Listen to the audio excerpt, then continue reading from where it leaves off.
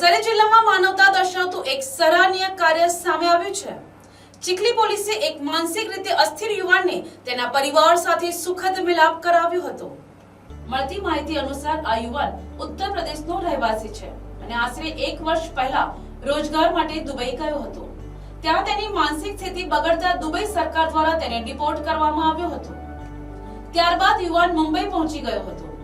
મુંબઈથી કોઈ અજાણ્યા વ્યક્તિએ તેને તેના વતન જવા માટે ટ્રેનમાં બેસાડ્યો હતો, પરંતુ માનસિક સ્થિતિ અસ્થિર હોવાને કારણે યુવાન રસ્તામાં જ ઉતરી ગયો અને ચીખલી તાલુકાના વિવિધ ગામોમાં ભટકતો રહ્યો હતો। આ દરમિયાન ચીખલી પોલીસને ગેજ ગામેથી આ યુવાન અંગે માહિતી મળતા તેને સુરક્ષિત રીતે પોલીસ સ્ટેશન લાવવામાં આવ્યો હતો। પોલીસે તેની ઓળખ અને પરિવાર અંગે તપાસ શરૂ કરી હતી। સતત પ્રયત્નો બાદ યુવાનના પરિવારનો સંપર્ક સાધવામાં સફળતા મળી હતી।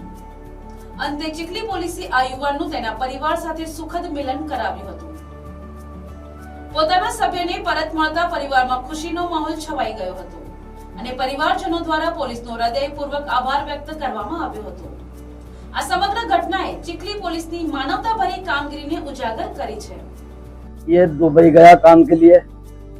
दुबई में काम करने के बाद ये वहाँ से ईरान की लड़ाई बज रही, तो उसकी वजह से पूरी मतलब 50 आदमी थे हैं, बम्बई आ गए।